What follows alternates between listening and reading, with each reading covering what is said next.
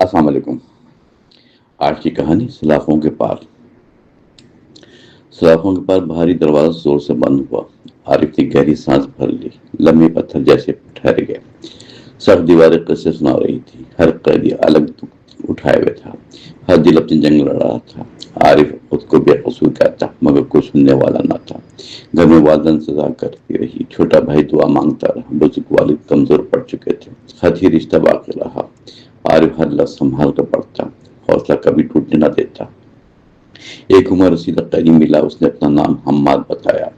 چہرے پر عجیب اطمینان تھا، باتوں میں گہرا اثر چھپا ہوا تھا۔ اس نے محبت سے سمجھایا، غصہ انسان کو جکڑ لیتا، برداشت راستہ روشن کرتی ہے۔ عارف دیر تک سوچتا رہا۔ وقت مسلسل آگے بڑھ رہا تھا۔ مہینے سال بننے لگے۔ وہ سب کی مدد کرتا اور ناخواندہ ساتھیوں کو پڑھاتا۔ ہر قیدی اس کا احترام کرتا۔ پہرے دار رویہ بدلنے لگے، نرم مزاجی رنگ دکھانے لگے۔ ایک دن پرانا ساتھی آیا، ساتھ امید کی خبر لایا۔ نئے ثبوت سامنے آ گئے تھے۔ مقدمہ دوبارہ شروع ہو گیا۔ ادارے میں سب پیش ہوا۔ ایک حقیقت سامنے آئی۔ جھوٹ زیادہ دیر نہ ٹھہرا۔ اصل کردار پکڑا جا چکا تھا۔ عارف کو رہائی مل گئی۔ گھر کے دروازے کھل گئے۔ والدین نے بیٹے کو تھاما۔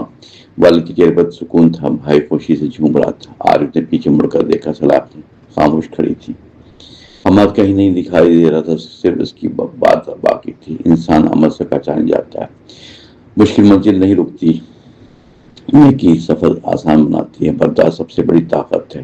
نفرت خود بوجھ بن جاتی ہے، سچ ہمیشہ راستہ بناتا ہے۔ عارف نے نیا عزم کیا، غریب بچوں کو پڑھانے لگا، ضرورت مندوں کو سہارا بننے لگا۔ لوگ اس پہ اعتماد کرنے لگے۔ اس کا نام مثال بن گیا۔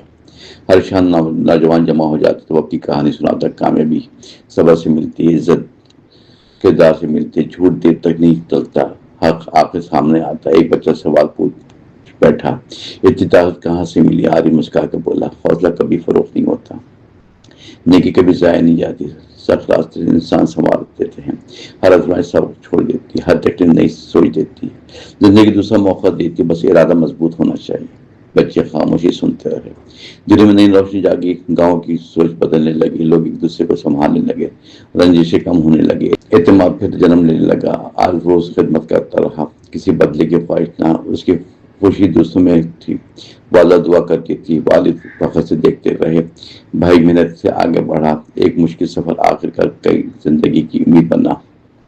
سلاخیں پیچھے رہ گئے، سبق ہمیشہ ساتھ چلتا رہا، اور یہی اصل آزادی تھی۔